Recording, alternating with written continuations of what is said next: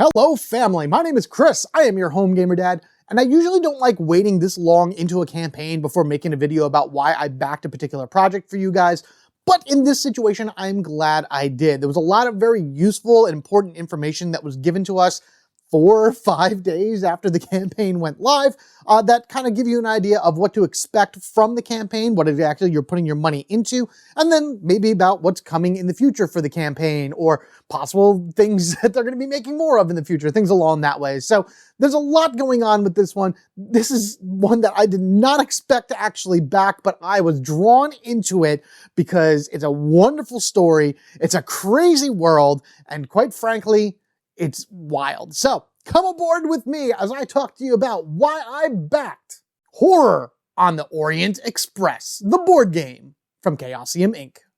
This is one of those games that appeared on my Facebook page as I scrolled through it and whatnot multiple times over the past month or so. And initially I was very interested. It's very cool, very creepy. I don't know a lot about Cthulhu, HP Lovecraft, things along that way, that entire world, but I am a little bit versed in it. I've listened to tabletop RPGs play it, and I didn't even know at the time, but now, of course, because I know it, Eternal Darkness, anybody remember that gem of a game? That's all Cthulhu. That's all HP Lovecraft, Lovecraftian saga and whatnot. I don't think Cthulhu is actually in that game, but it still talks about, you know, cultists summoning the old ones into the world to like remake it or remodel it or do whatever it is they want to do with things, whatever. But this world of this horror, this creepiness and whatnot, it fascinates me. It's awesome, and I really want to learn more about it. And this game itself is also like a mystery within itself. People compare it to Clue. It's definitely not Clue. It is Clue like maximized to the highest degree, plus a lot of other moving parts to it as well. So with that said, I think it's best that we head on over to the Kickstarter page so I can walk you through everything bit by bit so you can get a good idea for yourself about if this is something that you may be interested in or not. And of course, explain to you why I backed it and all of the positives for me, along with like kind of like up and downs as well along the way. But let me tell you, this is going to be fantastic. Prepare your sanity, people. It's going to be a long trip. Here's hoping it's actually not a long journey, because the longer we're stuck here in the Dreamscape, the more danger we are going to be in. Investigate the horrors of the Cthulhu mythos aboard the mysterious Orient Express. Long-awaited board game created by, there are the names there, Adam and Mikhail, is that, I guess that's how we'd say that. I can't pronounce those names, and I do apologize to the designers of this game. You guys did a great job, by the way. I am very, very impressed with what I saw for this game. Again, not a big, not so much knowledge within Lovecraftian lore and things along that way, so I don't know a lot of the references. Maybe the characters mean something, maybe the pieces mean things like that, you know, the various components, images and whatnot, but the first thing that sold me straight off the hop was the artwork, and it is just, it is so creepy, it is so... I can't even put like words to how horrific this artwork is in the best way possible. Look at this. It is gorgeous. I love like all the little details here, the cage, rib cage, the eyeball in the front of the trench. This is how you get sucked into a universe. You need the right art in order to be able to kind of go with the story that you want to tell in order to be pulled in. And I know there's a lot of people out there that have different opinions of that and everything. You may have a different one than I do. And if you do, that's awesome. That's great. Let me know all that down in the comment section below. But for me personally, not only is the art a thing that would pull me into the immersion of the game, but other components as well. For example, the game comes with a train. It's a 3D train within it, and all of your passengers and characters and suspects, and you'll learn all about that as I go along, can bounce between each one of the cars, interacting with each other, doing different things. There's of course, the engine up here that's going to be flying along, and then you can't see it. Once we get a little bit deeper into it, you'll see a little bit more. But there's a little mini here. There's not many minis in this game, and I'm very, very grateful for that, because I have determined that I'm not the biggest fan of minis in a game. I don't think a game needs a lot of minis to be great. I've determined that I'm more of a standee guy, but I'm going to make that a family meeting one day. But there's just enough here in order to add the 3D element that you would want from this game, again, to bring you in, to immerse you, to dive into the story of this train going from, I think, Paris to Constantinople, I believe is what the initial destination was going to be. By my definition, the game is chunky. There is a lot going on in this game, but as always, if you learn the pieces, once you learn what does what interacts with certain things, the various mechanics, things along that ways, each one of the mechanics that you see here makes sense and works within the narrative of the story, and I can appreciate that. And I've watched enough playthroughs, I think I've seen like 4 or 5 playthroughs so far of this to learn it, and there's actually a way for me to play the game right now, but I'm going to talk about that a little bit later as well. Now, besides art, besides table presence, which are all things that I love, it is a 1 to 4 player game, solo mode, fantastic. However, with this game, I do have to make this like little like asterisk star thing, whatever. There is no true solo mode to this game. Whenever you play, you have to play as at least 2 of the 4 investigators. So in a sense, you're two-handing the game as a solo player. Not so hard. It's really not that bad in order to bounce between them. You're only taking 3 actions a turn, so you can easily kind of manage each one of your characters, but it's not true solo. Just for anybody out there that are really into solo play, you do need to two-hand it, which is fine by me as well because the game is 100% cooperative, so that to me translates to a good solo game anyway. 14 plus because of all the pieces, 90 to 120 minutes, probably longer. From what I've been seeing and everything with this game, it's 2-hour game is, it's not your longest game, but expect to hit that more times than not. An epic experience, Mike. I could not agree with you more. It really is. In this cooperative game, you and other investigators try to survive on the doomed train to when you must hunt out the cultists to stop them from performing a hideous ritual and ensure the train reaches its destination. Each of you controls a character who can develop a new skill, blah, blah, blah, blah, blah, blah, and all of that stuff. So yes, the story of the game is that there are certain passengers on this train that are cultists. They have committed some type of like ritual already that dragged the train into the dream world where all of these monsters exist. And now they're trying to just continue doing the rituals and continue trying to summon these monsters into their world. And they have no qualms about killing everybody on the train. We, you, whoever playing it, stuff like that, are the investigators. We have to find out who are the cultists and get rid of them by literally throwing them from the train. That is an action you can do in this game. That is just one of the many awesome things about it. Oh boy. Why back now? Okay, so newest game from the author, blah, blah, blah, blah, blah. So yeah, so you can see, you know, a bunch of different big name game developers here, designers, things along that ways. Horror on the Orient Express was, if I'm not mistaken, or still is, I should say, a modular the story that you can go through for the Cthulhu tabletop RPG, at least from what I know of. I never played it again, and I haven't heard anything about it, but hey, I'm familiar with the Orient Express itself, and there's always mystery, mayhem, and madness on that train, regardless of whatever medium you happen to find it in. Get the game for anyone else, that will be fantastic, because I'll get it and play it for you guys straight on the table as a physical game, which again, I'll explain a little bit later. Heavily discounted. This is what initially drew me to this campaign. This is kind of like one of my other big criteria when it comes to funding games is I don't have much money to invest into these. And I have at least 2 or 3 other crowdfunding projects that I know that are happening within the next few months or so that I really want to be a part of. And it's like, do I want to do this? Do I want to do this? Can I afford it? Can I afford it? With this price, I can make it work. And I'm okay with that. Plus with the amount that you get for it. Because not only are you getting the base game for this price, they're giving you an expansion for free as well when you do the $98 one. Now, there's a little bit more to that when it comes to, what is it, the pledge levels, but we're going to get that in a little bit. Perfect for the game. Yep, you can tell them all about it and enjoy your free Kickstarter exclusive promo train. Again, this is the thing that you move along the track to kind of show like the time frame of the game. You know, once it hits the end, that's it. It's the end. Well, there's a bunch of different ways that can be the end, but that's one of the good ways for it to end. And you get, instead of a standard train, you get the Cthulhu train, the creepy train, the old one train, whatever you want to call it, the Doom train for somebody that like me who loves Final Fantasy VIII. It's so cool. Here we go. Horror on the Orient Express board game brings the award-winning Call of Cthulhu Horror and Mystery TTRPG to the board gaming world. There you go. So it was a tabletop RPG that Chaosium had put out with their system in it. Think of it like D&D or Pathfinder or things like that way. So, you know, if anybody out there doesn't quite understand what I'm talking about with this, There are a lot of people out there that think Dungeons & Dragons is the only way to have these type of role-playing experiences on the table. There are a lot of different systems out there, and Chaosium has made one for Call of Cthulhu. And like I said, I've listened to it before on podcasts and everything. It is wild. It is awesome. I don't have anybody to play with, unfortunately. I have no game groups around me, and I know I can go online, but I just don't have the time. It's fun for me to listen. It's fun for me to imagine myself in that world, but there you go.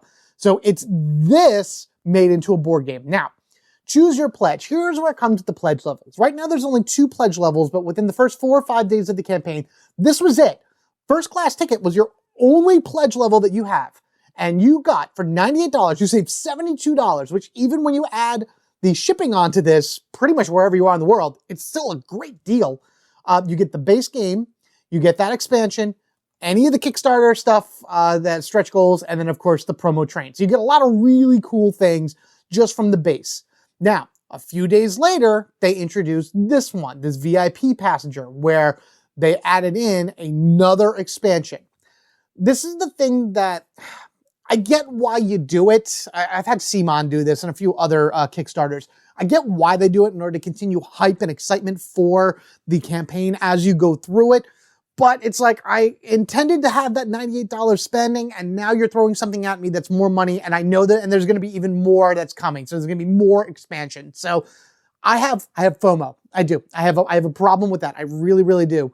And so now I have to sit here and determine to myself, do I want to spend, can I spend the extra money here, plus whatever else they're going to release later? I wish there was a finalized price that everything's going to be, and then just show me what they're all going to be throughout the course of the campaign. And with this VIP passenger pledge level, you're just getting this Consumed by the Void campaign expansion, and you're getting it for the price that you could add it on to your pledge later, which I'll show once we get a little bit further down, but that's really all it is. You're saving a little bit, what, 10 extra bucks in comparison, 13, but I don't know. It took me a while to sit there and kind of figure out that as cool as this Consumed by the Void expansion is going to be, and I'll show it to you when we get further down, obviously, I don't need it. I really don't need it. I don't need it in order to feel like this game is complete in my mind. There's going to be plenty of other stuff in the Kickstarter when I show you the stretch goals. Plus, I don't know, maybe one of these will be really good in order to add later on whenever they start showing off more expansions. But man, I just wish they gave a final price first. If you wanted everything, this is how much it's going to cost. Now, what is it you're going to get? You got to follow the campaign to find out.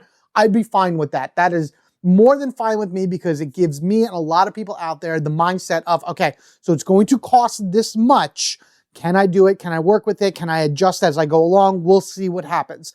I don't know. I just think that's a better way to do these types of reveals than little by little and just watching the price go up and up and up as the campaign goes on.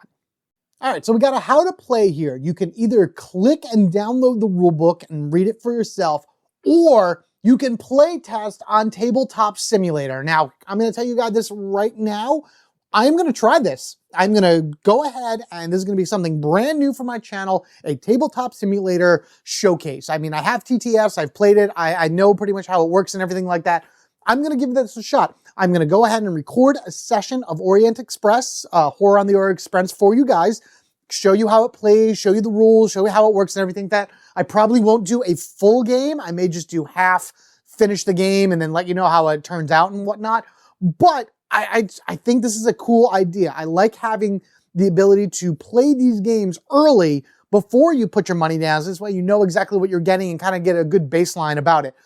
But if you don't want to read the rulebook or go onto TDS, I definitely recommend checking out John Gets Games' Learn While Playing Horror on the Orient Express. Now, John Gets Games is one of my favorite YouTube board game creators out there. I will watch pretty much anything he puts out, and it gives me a great overview and idea about if this is a game that I'm going to enjoy.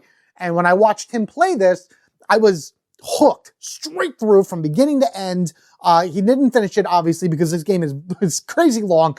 But I got enough out of it to know that this is something that I could find interesting. This is something that I know that I would enjoy playing, not only for myself, but for you guys out there as well. So if you want to see it in action, I recommend this. There are plenty of other videos as well, which you're going to see as I goes down here. But This one, there's a reason that John Gibbs Games is first on the list here, because it is possibly one of the best ones so far that showcases the game in a way that you'll be able to easily follow it along and like kind of go from there. I take a lot of inspiration from John. I really do. He's so awesome. So I met him once at a convention. I'd like to go and meet him again at some point, but hey, it is what it is.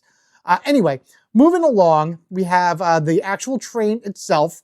The train has cars in it that the curtains open and close, which help thematically for keeping bad guys out, but also there's a monster that could be in your car as well that thrives in darkness, which is bad. Each one of the cars has a ability to it that you can swap out in order to be able to be like, what car does what, in what order, things along that ways, and each car can do something different, which is great. It just adds more variability to the game. The engine itself, you have a speed dial on it, so the faster the train moves, the sooner you get to the end, but may not be a good thing, may not be a bad thing, you know, depending on if you know who the cultists are and everything.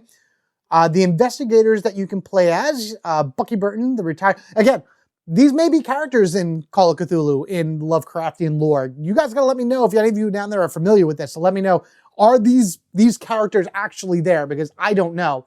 All I know is what they are, what they do, and how I want to play with them. So Bucky Burton right here is more offensive. He takes down the monsters that are around the train. Just wait till you see those guys.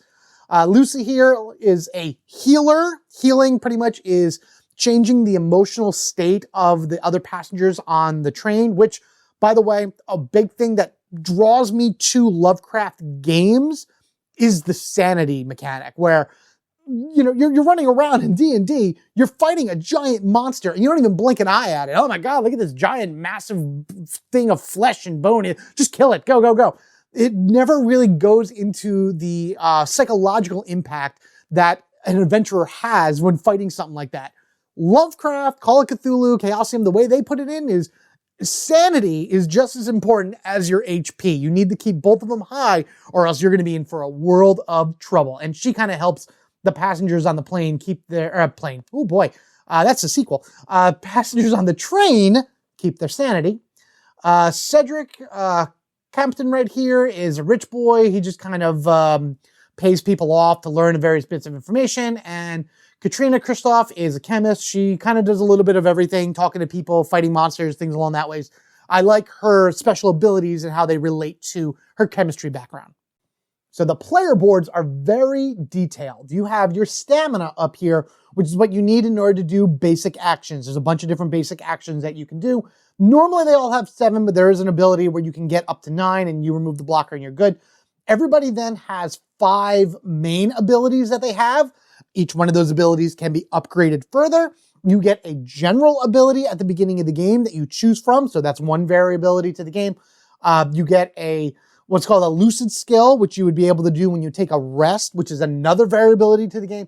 You have an attribute, which you change at the beginning of every game. So you have 1, 2, 3 things that you choose for your character at the beginning of the game that changes around your abilities, your passives, things along that ways, and you swap them around every time. And then each character themselves have pretty much the same, basic actions, but they all have their own unique basic action as well, and their unique 5 special skills that can all be upgraded. So it's very asymmetric. Each one of the characters really do something special. You can choose to either continue that specialty for the character or maybe broaden them out a little bit. They also have their sanity over here, and once you lose all your sanity, it is game over for the whole group. Of course, you're going to be finding yourselves items and spells that you can use throughout the course of your journey. That is something that is in all of Cthulhu. Even the most basic of characters can cast magic, but at the cost of sanity. You'll find grimoires, which do things, but of course lose your sanity, various artifacts and whatnot that you can use in order to help the people out, removing various items from portals that make sure things don't come out, even though people go insane and whatnot.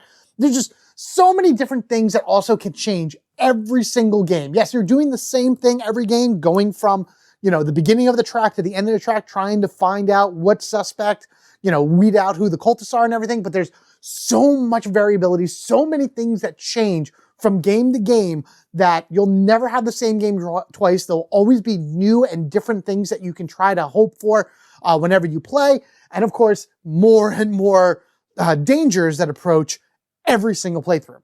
And of course, you got to expose your suspects. Are you a cultist? Are you not a cultist? We got Sophia right here, crime investigator. There's all of our suspects. So these are the 6 possible people on the train. 1 to 5 of them could be cultists. Now, it's not very likely you're going to get 1 or 5. If you do, that's crazy. Generally about 2 or 3. And I know there's not a lot of explanation in terms of like the rules that I'm going through all this, but there's a lot of moving parts to this game, keep in mind. And you have to keep, like, whatever you're trying to do, just anything in the game, there's so many different options and so many different paths that you can take that there's never one right answer to determine what your turn should be. I mean, you could even ask the suspects themselves for help by calling in a favor to do a special ability, but then once they do that, it flips over. You can't use it until you regain their trust.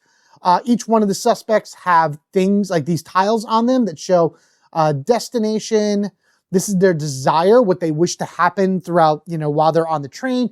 And then these are like items and things like that they'll carry on them that you can ask about in order to try to get maybe a boost or helpful or whatever, or something that exposes them more to being a cultist. Once you figure out their desire, you get a quest card, which I think is just a desire card or whatever. If you complete their desire and they are not a cultist, you get a great reward. If you complete their desire and they are a cultist, you get a harsh penalty. So you got to be very, very careful with helping out these suspects on the train, because you can either get a great ability in order to help move forward in your investigation, or you could be sent backwards, killed, all kinds of crazy stuff like that. Here are the feature cards. That's what those are, features. These are features, items, whatever. You can ask about them and you'll get certain things. And then, of course, various narrative cards in it. I'm telling you, there's a lot. There's a lot to this game. And now we're just getting into the monsters right here. There are 3 different monsters, red, blue, and green, which is also very interesting because, again, I go back and I think of Eternal Darkness, and red, blue, and green, and purple, technically, were like your main colors through it. Red, blue, and green were like your main playthroughs. Red runs and tries to slow down this train. If the train stops for any reason, you immediately lose. You have an absorber who basically is absorbing your sanity, making you and other passengers on the train more and more insane. And then you have howlers who are just blatantly like, I'm going to kill and eat everybody on the train. And if you lose 7 or more passengers, you immediately lose. And then constantly stalking the passengers is the vampire, because why not have a vampire on the train as well? We have cultists, we have monsters, we have vampires. The vampire will get stronger depending on if the curtains are closed or open. Weaker if they're open, stronger if they are closed. So it's something you got to keep in mind. That's where the curtain thing happens. And then of course, any of the cultists will start casting rituals every so often, which will do bad things to you. So there's just so many things to this game, and I want to talk about it all right here, right now, but it's just so much easier for you to watch a playthrough to see it all. It comes with little mini coffins. You would put a coffin on top of, these are passengers, by the way. The dice represent the passengers on the train. If a passenger were to die, you put a coffin on top of the dice, they are dead. When talking to them, you're pulling chips out from a bag in order to be able to create matching pairs of things. If you match bad icons, then bad things happen. If you match good icons, then you get valuable information to see who's a cultist and whatnot. Again, I'm going to show all this when I do my playthrough of the game, because I think it's going to be awesome. And again, you can see this whenever you watch any of the other videos on this, but there's a lot to this game. A lot of different moving pieces, literally, in a sense. But it just flows so well, and it makes so much sense as things happen, and it is a cooperative game, so there's a lot of putting out the fires to this game. But if you manage yourself correctly and you work together with your teammate, or if you're playing solo, really thinking ahead of all of your strategies, you're going to be able to hopefully survive most of the train ride to the end, or at least enough to knock out at least one of the cultists on the train. So when it comes to the expansions, we have Investigators Unveiled. This was going to give you, more suspect boards, more character boards, which I believe, as you can see, there is the one of our characters. I believe this makes the 4 base characters that we play as possible suspects as well, which is awesome.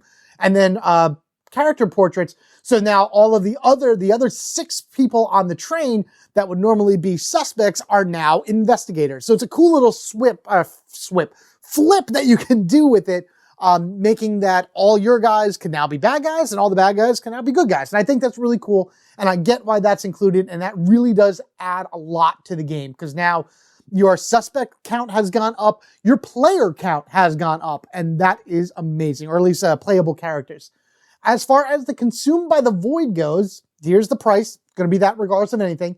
You get this detective right here as an NPC, and this is a campaign-style expansion. This is going to basically walk you through a narrative story, scenario-based, as you can see, campaign journey for the game, and includes a brand new nasty monster, nightmarish giant head with some like tentacles and things along that ways. Cool, awesome. I don't need it. I don't really want to spend. If I had the money, I would get it, and maybe one day I'll find a way to get this into my collection to add it to my game. But for right now, I'm okay not having it. I have to really convince myself of that, to be honest with you. But otherwise, cool, interesting. Curious what our other expansions are going to be in the future. So this game has daily reveals and stretch goals. The daily reveals are great because you get something new every day, which is awesome. We got a new character here, more attributes, which are awesome. Landscape. This is what, as you're going through the Dreamscape on the train, these are portals that are going to pop up that do bad things. So these will have like essence on them. The more essence on the board, the more things will activate, I believe, or something along that ways. I know you only have a certain amount of essence in the reserve. If you run out of essence, you'll lose the game. A million ways to do it. We have an alternate sculpt to the vampire, making a vampiress, which is awesome. She has her own set of rules and things along that ways, which is great. They are giving the Call of Cthulhu starter set PDF, which I believe has a solo mode to it, so I'm going to definitely check that out. Again, this may not be something completely for me, but I understand why it's there. You know, it's part of their whole shtick, Chaosium and everything, and I love it, and I'm glad that they did it. New passenger card decks, and then new evils coming soon. Probably already revealed by the time you guys see this, so definitely check back every day for that. Stretch goal-wise, it's some pretty big goals, like stretches here. Like, I don't remember what the prices were for a lot of these, but this was like 800,000, and now it expects 1 million, which, you know, probably will happen because I think we're almost at 900,000 at the point of this is, but some good stuff so far. Games funded, beauty upgrade, I love it. More beauty upgrade for the foils. New monster poses, so now all the monsters don't all look the same. They can be different. Also, by the way, there are, I believe, 5 or 6 of every, there's 6 of every monster in the game. If all 18 monsters are on the board at one time, you immediately lose. Haha. And then another new character is coming in. So that's even more things, more character to play as, more variants to the game, more awesomeness. And finally, we have previews, production, and shipping. Oh, we love shipping. So any one of these videos is great to watch in order to get, again, a better idea of the game. Rado had some awesome insight on it, especially when he did his playthrough. Love the one-stop co-op shop. You guys do an amazing job with those playthroughs. Brother Murphs, you guys are hysterical. This one right here, these guys got their prototype of the game like 4 months before this even went live. So a lot of the components here look nothing like the final version. But if you can watch through this, which is what I did, and still be engaged and enjoy the game, then the final production that you're going to get of all the details and the way that things look and whatnot is really an added bonus. Because if you love the game for what it is, you'll love it for how it looks even more. Anyway, continuing on, production and shipping. Guys, I've said this before, and I'll say it again. Shipping is a necessary evil for all of these crowdfunding things, whether you're on Kickstarter, GameFound, BackerKit, or wherever it is, pre-ordering from somebody's website, things along that way. Shipping will always be a huge factor for a lot of people, especially around the world. You're going to get a lot of really high-cost shipping out there. And even though it's been better as, you know, the time has gone on and everything like that, it still can be pretty rough for a lot of people out there. And it is kind of like, do you put the money into it? Are you going to be able to afford it after this? You know, it's a lot of up and down. And, you know, the initial $98, that first class pledge that's on this is great because you save a lot of money based off of what the MSRP is. And even adding in the shipping costs, you're still paying less than MSRP for that and the expansion and everything. So to me, it's a win regardless of anything. But I'm in the United States, so that's what it is for me. there's still plenty of other countries and everything out there that win regardless of anything like that. Just remember your VAT, always about VAT and everything like that if you're in EU and the UK, and then any other taxes or whatever that you may have on their products. So just something to always keep in mind. Shipping is as shipping does, and that is pretty much it for horror on the Orient Express. Thank you all for joining me on this journey through the Horror on the Orient Express Kickstarter page. Again, as I said in the beginning of this was a long one.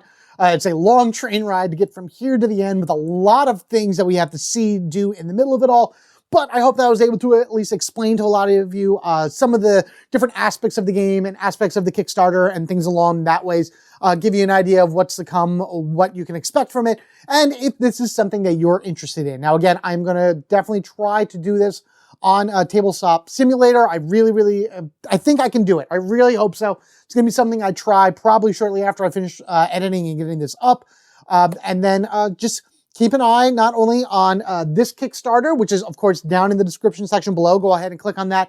See where it is. See where it ended up in the long run if you are like maybe 14 days past this or whatever. Or just follow it along right now if you happen to be watching it. Otherwise to be sure that you don't miss my future TTS playthrough of this game, or even live playthrough of this game when I get it, probably like, I don't know, a year from now when it comes out. Be sure you are subscribed to the Home Gamer Dad. You'll be able to see this and any other fun videos that I happen to put out for you to enjoy. If you wish to support the channel even further, there are plenty of ways to do that down in the description section below. YouTube memberships, Patreon, things along that ways are always greatly appreciated. Get a lot of free stuff and behind the scenes and exclusive things that I'm working on and everything. But regardless of anything, your view, your like, your share, your comment, all of that goes a long way to helping Home Gamer Dad grow, and it is very appreciative from me to you as a huge thank you. You have all been absolutely amazing. Thank you again. Take care of yourselves and each other. We are family forever, gaming together. Grab your tickets, grab your luggage, and get ready for the ride of your life as you go through the Dreamscape and face off against monsters, madness, and all types of mayhem.